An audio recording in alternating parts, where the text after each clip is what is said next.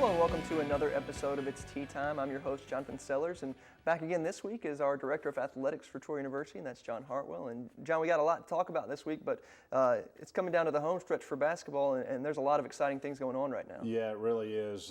Two regular season games left for both squads. Fortunately, both of them are home games, starting tomorrow night with the women playing UT Arlington at 7 o'clock, followed by Thursday night, 7 p.m. tip for our men against UT Arlington, and then senior day for both squads. Saturday, the women will tip at 5 and the men at approximately 7:15. So, yeah, the good news is our women's team has clinched a spot in the conference tournament. They're assured of at least an eighth place finish. But actually, there's a log jam, if you will, in spots 6 through 8 there. So an opportunity certainly to move up in the standings. And on the men's side, they are coming off a huge win Saturday night at Louisiana Monroe, and look to finish strong. They currently sit in 8th place alone, battling Texas State, who we will play on Saturday, as well as Louisiana Monroe. For those final couple of spots in the tournament. But the good news is we own the tiebreaker right now over Monroe due to the fact we went 1-1 regular season head-to-head against them.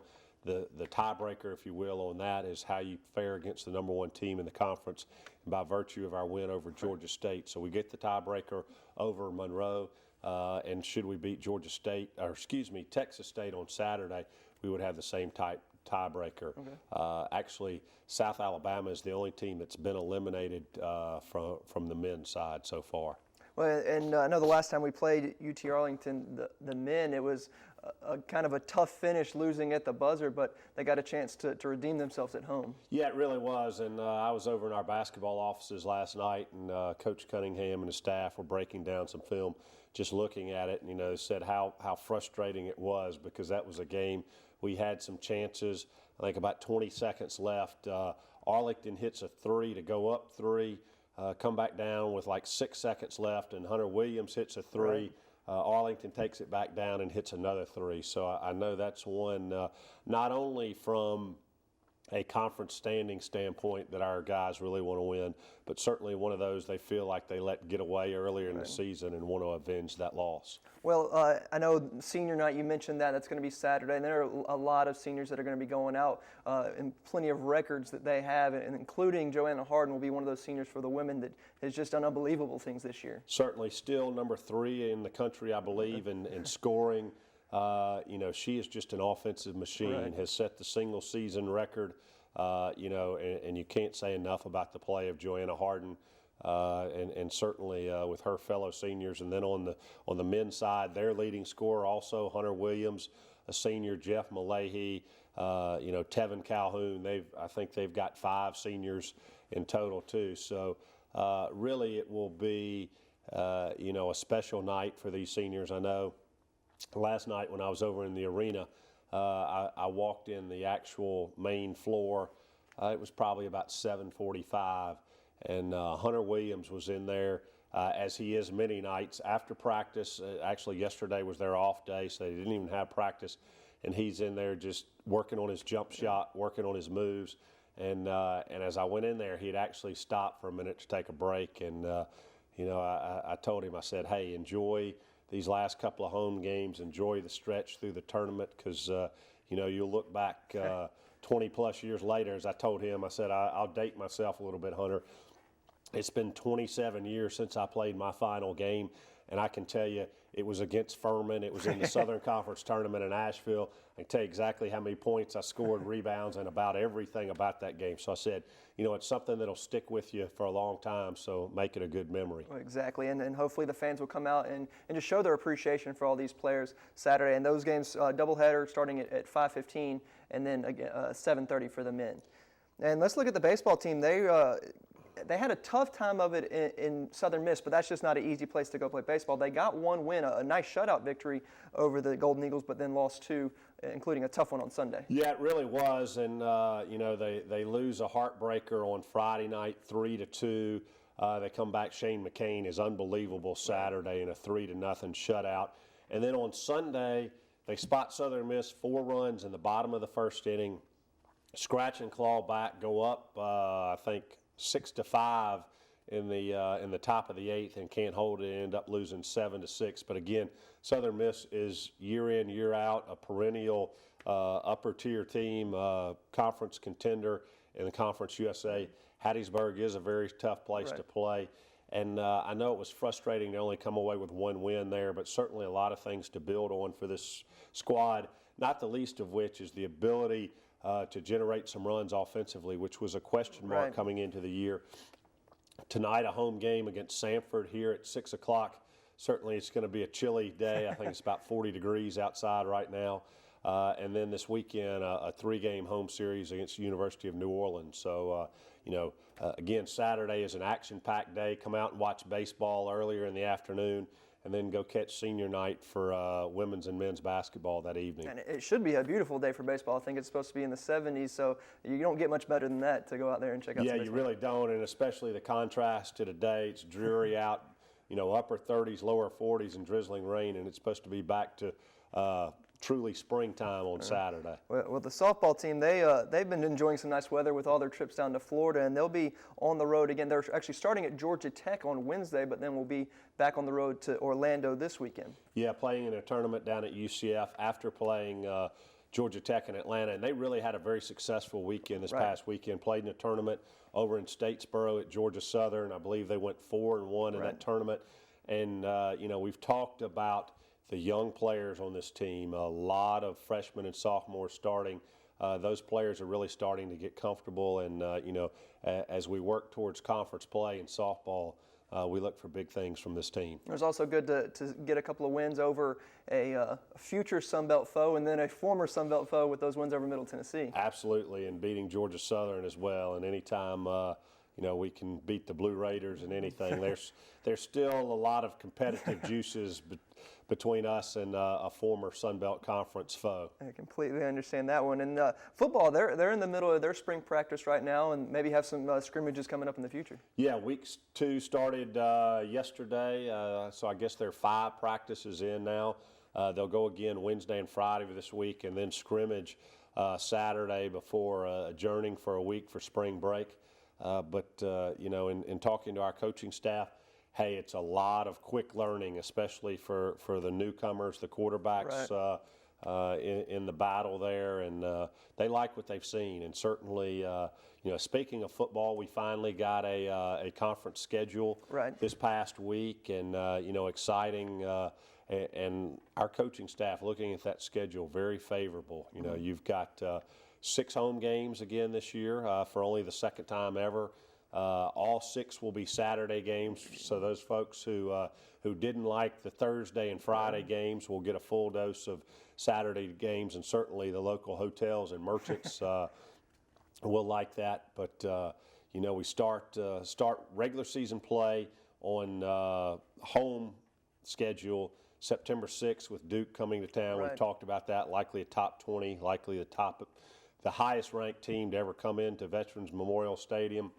Following week, we have Abilene Christian at home, and then we go on the road consecutive weeks at Georgia, and then to start conference play at Louisiana Monroe, which is always a tough place to play, but we're looking forward to that. Then we actually have a week off then, and then come back home for 2 straight conference games, New Mexico State and Appalachian State on back-to-back weekends in October. We will then go to South Alabama to play them in Mobile, followed by a Thursday night game. I think it's October 30th against Georgia Southern in Statesboro. Again, a television game there. We'll come back home the next week, November 8th. As I thought I had all this in my head, who am I leaving out? November. Louisiana, that's the final home game is Louisiana Lafayette. Yeah, Louisiana Lafayette is the final week. Is it Georgia State? Georgia State, you're exactly right. Thanks for helping me out, Jonathan. Then we go on November 15th, last road trip of the year. Where would it be? Moscow, Idaho. Good news and bad news there. Good news is they play indoors. They have a dome. Bad news is The travel getting there could be fun, but certainly, you know, a trip, I would venture to say that that the vast majority of our players, if not all of them, have never been to the state of Idaho, much less to Moscow.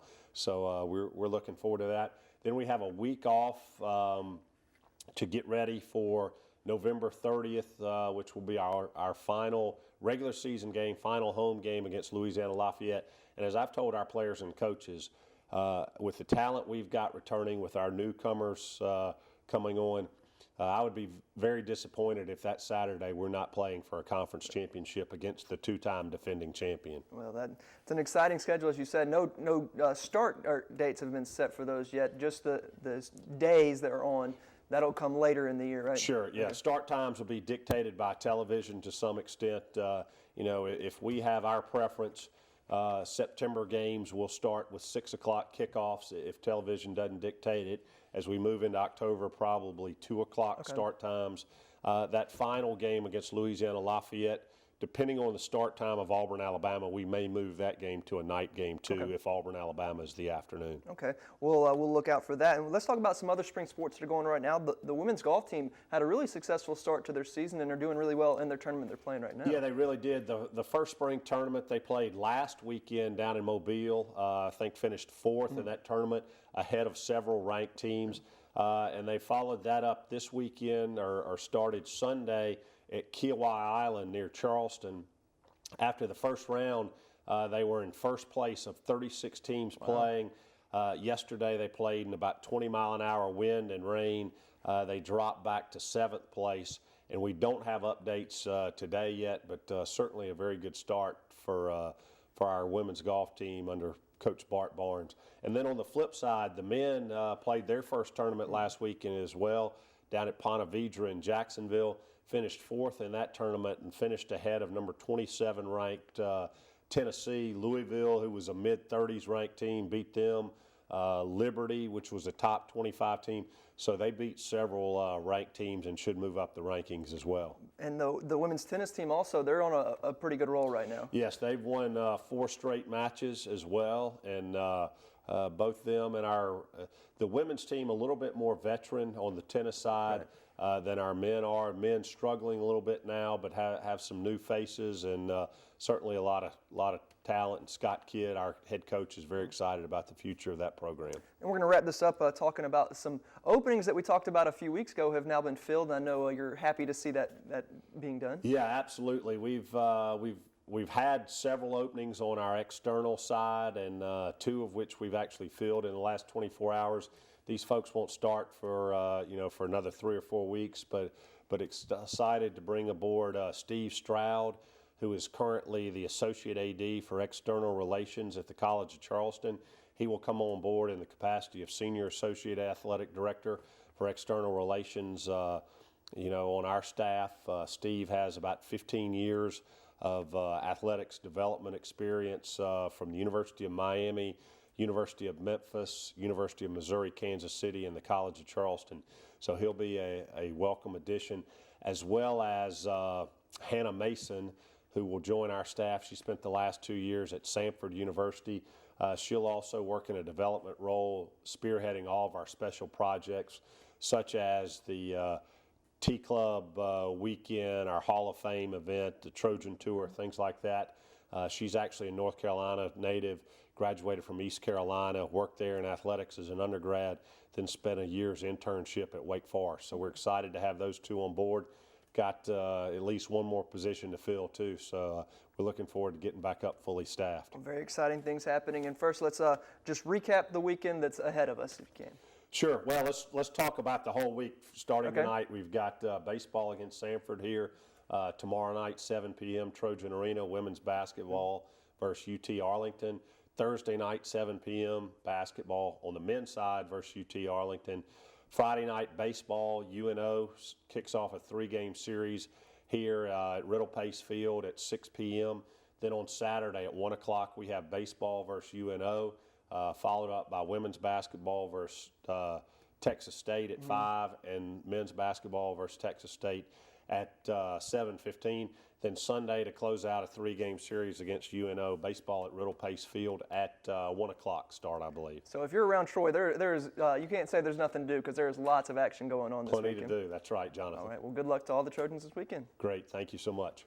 All right. And stay tuned for more coming up on It's Tea Time. Hello and welcome back to It's Tea Time. And now we're joined by the head coach of the women's basketball team, Coach Shanda Rigby. And Coach, I know y'all got some good news to talk about with locking up your bid for the Sun Belt Conference Tournament. I know that's got to be exciting for y'all. Absolutely. We're so excited. It's just giving us a breath of fresh air over there in the women's basketball office that we're making plans to go to the Sun Belt Tournament.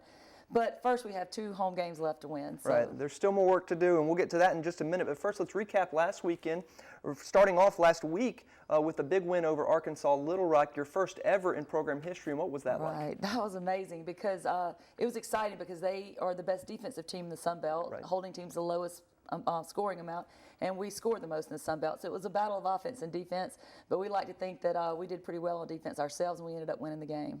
Now, let's talk about Louisiana Monroe. I know you said you didn't want to talk about it necessarily, but we got to just glance over it. Yeah. It was a back-and-forth battle, and ended up Louisiana Monroe came out on top, and that was a tough loss, but any positives to take from that game? Well, that would have been a milestone for us as well because that would have been the first time we beat a team on the road that had beat us the first time in Trojan Arena. Okay. We were really striving for that, and we were winning most of the game. A big difference maker in that game is Renita Garrett was out with a sprained ankle, and she's our leading rebounder, and they really killed us on the boards. Will she be back coming up soon? She's going to play limited minutes tomorrow, and then hopefully have her back for the Texas State game. Okay, well, let's look at those 2 games. We're starting off with Texas Arlington here on Wednesday night, and right now they're kind of a down team, a team with not a great record per se, but one you don't want to overlook, especially coming down to the home stretch. What do you tell your players about this one? Well, we're very outmatched in the post area. They have great post players, and so that's a tricky situation for us. The first time we played them, we were able to get out and pressure their guards so much and cause so many turnovers that they weren't able to get to the ball of the post as much as they wanted. So we're hoping to do that again. But in looking at film, they've improved a lot, and we're not sure we can create that many turnovers. So we have a plan A and a plan B. We hope we don't have to just strictly defend their post all night because they're really good in the post. Well, then looking ahead to Saturday's game, it's senior night against Texas State. I know you're wanting to send your seniors off with a bang, especially players like Joanna Harden, who's had such a great year. But this is going to be a tough team to face. Can you just talk about that game? Again, much like the team we play Wednesday, they have great post players. Well, they're all around a good team, but their post players are bigger. Can jump really high, and so it's a battle on the boards again, and a defensive post battle. Again, we'll try to pressure up their guard so hard they can't get an open look at the post players. And can you just talk about some of your seniors and just the highlights of their careers? Dominique Ross and Brooke Bowie have been here since before I was here. Right. So they've seen the whole program change and that kind of thing. They've been incredible leaders for us this year. Just their enthusiasm and wanting to go out showing that they helped turn the program around and leave a good mark. And they're fantastic young ladies. And then Joanna Harden, of course, we hear more about her because she's leading the Sun Belt in scoring, and she's such a scorer for us. And just a special group of seniors, and I'm sure I'll be shedding a few tears that night. But hopefully the fans will come out and show their support for those seniors and for the women's basketball team as well. And right now, I know we just mentioned that the conference tournament, you're kind of in a 3-way tie for 5th, 6th, and 7th, all in the same place. But what is the possibilities for your team?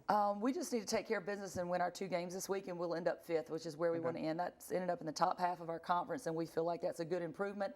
But either way, whatever seed we go in, we plan on winning the Sun Belt Conference Tournament. We got to go in with that attitude. That sounds good, Coach. Well, good luck this week, and we'll talk about the Sun Belt Tournament hopefully some next week. Thank you. All right, thanks for joining us, and stay tuned for more coming up on It's Tea Time.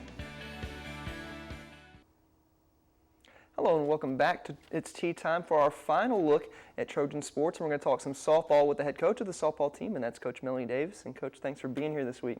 Thanks so much for having me. And Coach, last week you were in Statesboro, Georgia, came out with a 4-1 tournament, which you had to get some good positives out of that, and your one loss was a 2-0 shutout, but still got some good pitching in that game from one of your pitchers, Ashley Rainey. Yes, we did. We had 3 pitchers throw in that contest, and I thought they did a very good job of combining to hold the Georgia Southern team.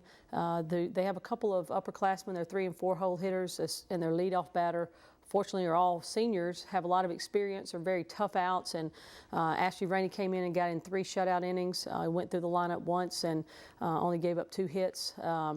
And we kept the ball in the park the whole weekend, which we were very proud of.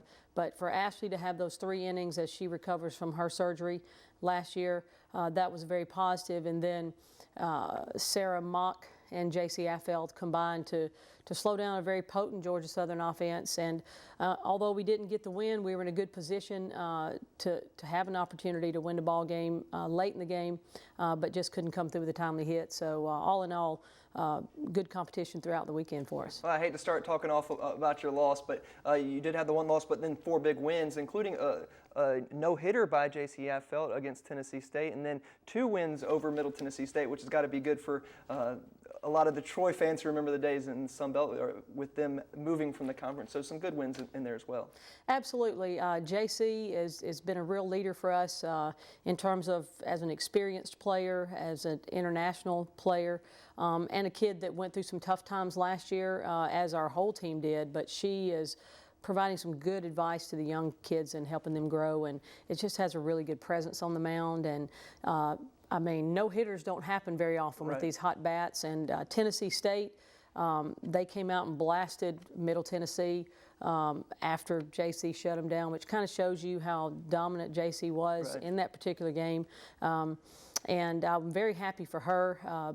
And happy for the defense, because there were some big defensive plays in the game. That always is if you have a no-hitter. But very good outing for JC. She pitched all 3 days and showed real stamina, real control, and just real savviness and smartness on the mound. So I was very happy for her. And of course, Middle Tennessee, we always want to beat any former or current conference foe. Exactly right. And will you be on the road this week, tomorrow, Wednesday, going up to Atlanta to face Georgia Tech? Just talk about that contest. Well, this is our first midweek contest of the year. We try not to play a lot of those when we're in our big tournament series because we play 5 games on the weekends. But this will be a good challenge for us. We try to play as many opponents in the SEC and the ACC as we possibly can during the midweek series throughout the season. It's a great opportunity for us to be challenged with an ACC opponent. We have a lot of kids from Georgia, and we always like to go over and play in that area to let them get back in their home region. It'll be a tough opponent, but it'll also help us prepare for the tough opponents out there as we enter Sun Belt play in a couple of weeks. When you'll be back on the road this week in Orlando at the UCF Night Spring Fling, you're going to be facing 5 different teams, which is a little different than what you've been doing the past couple of weeks.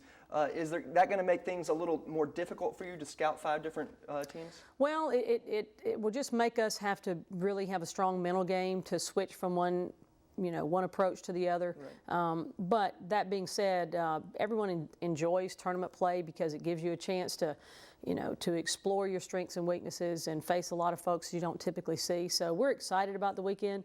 UCF is an old conference foe from back in the ASUN days, and they're from the region, and so they'll be a good, tough opponent that we'll finish out the tournament with on Sunday.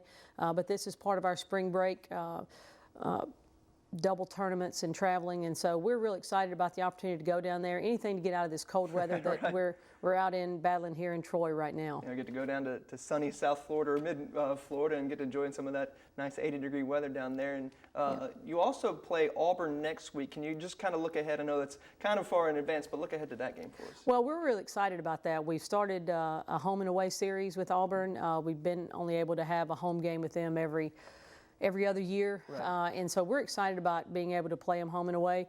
Unfortunately, with it being spring break, we know a lot of folks will be out of town, but we've done a lot of work already trying to get a home crowd to follow us over to Auburn. It's only an hour and 15 minutes away, and we'd like a big support out there for our kids because that first game ended in a tie. We had bad conditions. We had some high moments in the game, and they had some high moments, and so this is going to be a really important game for us, and since that opening weekend, Auburn has reeled off a lot of wins, and they're in the top 25, so it'll be a great challenge for us, an opportunity for us to pick up a significant win that can play into postseason selections down the road. So it's a real big game for us, not to look past Georgia Southern and the UCF tournament, but we have been trying to do a little work to encourage people. The Alumni Association in Auburn is advertising it, the Troy Alumni Association. So those folks are trying to bring some people in. So we'll be doing some blurbs out there trying to get some folks to come over and support us, and hopefully we'll make the Trojan fans proud that day. All right, Coach. Well, good luck on that one, and good luck on all the ones before that one. Thank you very much. Thank you. All right, and join us again next time for more on It's Tea Time.